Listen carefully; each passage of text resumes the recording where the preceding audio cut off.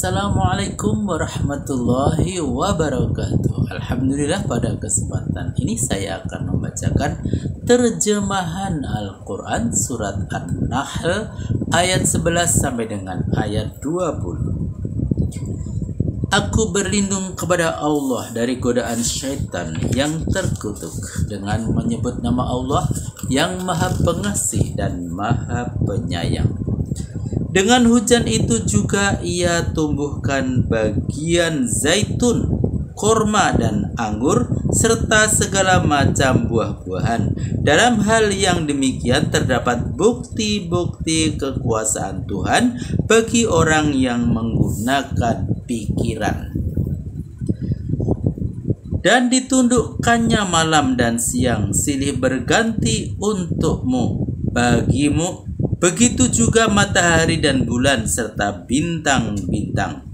Semuanya ditundukkan untuk kepentinganmu sesuai dengan perintahnya. Dalam hal yang demikian pun terdapat bukti-bukti kekuasaan Tuhan bagi orang yang berakal. Dan begitu juga beberapa keajaiban yang diciptakannya bagimu di muka bumi. Bermacam bentuk, berbagai jenis, berbeda hasil guna dan berlainan keistimewaan. Dalam hal yang demikian terdapat juga bukti-bukti kekuasaan Tuhan bagi yang mau mengambil pelajaran. Selanjutnya dia juga yang menundukkan lautan supaya kamu dapat memakan daging segar dan mengeluarkan barang perhiasan yang akan kamu pakai dari dalamnya. Dan kamu lihat kapal-kapal berlayar membelah permukaan air agar kamu mencari keuntungan dari karunia Tuhan. Dan semoga kamu mensyukuri nikmat yang dikaruniakan Tuhan kepadamu. Catatan: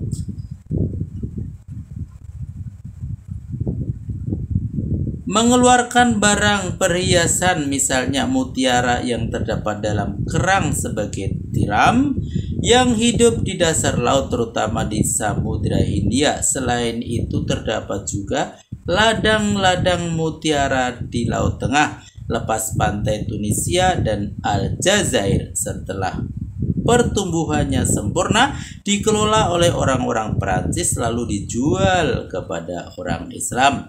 Orang Islam sendiri tidak tahu apa-apa tentang itu, seolah-olah mereka tidak pernah membaca Al-Quran. Pada tahun 1886, mutiara yang berhasil dikeluarkan dari dasar laut mencapai jumlah 778.000 kilogram seharga 5.750.000 francs. Yang kedua, maksudnya mengadakan hubungan dagang antar negara dengan mempergunakan armada niaga di laut lepas. Dan dia menancapkan gunung-gunung di permukaan bumi dengan kukuh sebagai alat penyeimbang demi keselamatanmu, dan diadakannya juga sungai-sungai dan jalan-jalan agar kamu mengetahui tempat tujuan. Catatan: sebagai alat penyeimbang, maksudnya Tuhan menancapkan gunung-gunung di permukaan bumi untuk kemantapan dan keseimbangan peredaran bumi itu sendiri. Kalau gunung-gunung yang memberatkan bumi tidak ada, maka bumi kita ini seperti kapal kosong yang tengah berlayar di laut lepas sambil dihempaskan gelombang ke sana kemari tak henti-hentinya. Oleh karena itu, ketentraman dan keamanan penghuninya selalu terganggu, baik manusia maupun hewan. Selanjutnya, bila gunung-gunung itu tidak ada, sudah jelas berat bumi akan berkurang dengan jumlah berat dari seluruh gunung-gunung yang tertancap di permukaan bumi. Akibatnya, kecepatan edar bumi akan lebih besar dari kecepatannya yang ada sekarang. Kecepatan edar ini akan menimbulkan gaya sentrifugal yang lebih besar daripada gaya gravitasi matahari. Kemudian akan melayang-layang sebagai meteor di angkasa raya untuk selama-lamanya sampai jangka waktu berakhirnya hari-hari dunia akan ditakdirkan Tuhan hancur berbenturan dengan planet lainnya. Sebaliknya, jika kecepatan edar bumi lebih kecil dari kecepatannya yang ada sekarang karena jumlah gunung yang memberatkannya lebih banyak dari yang ada sekarang, maka gaya sentrifugal yang ditimbulkannya akan lebih kecil daripada gaya gravitasi matahari. Akibatnya, bumi akan tertarik oleh matahari untuk kemudian hancur berbenturan dengan matahari itu sendiri.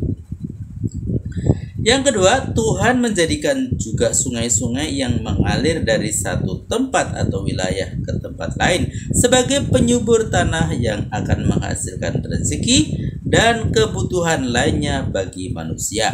Ia meluap pada salah satu wilayah, penyebab tambahan rezeki bagi penduduk di wilayah lain. Ia mengalir menembus rawa dan Sahara, melintasi bukit dan gunung sehingga kemudian ia sampai menjangkau wilayah.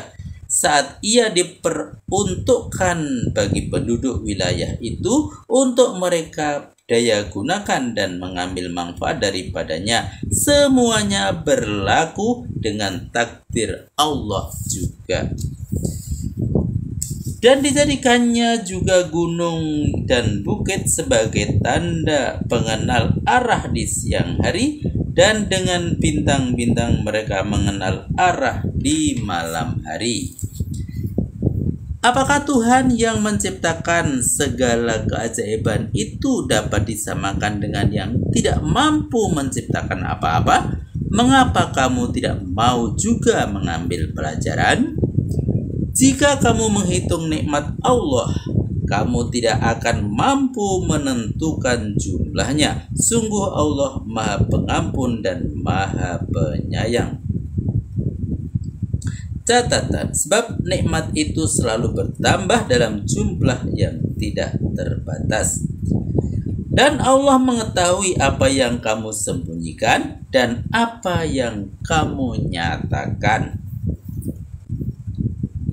Dan berhala-berhala yang mereka puja selain Allah itu tidak mampu membuat sesuatu apapun.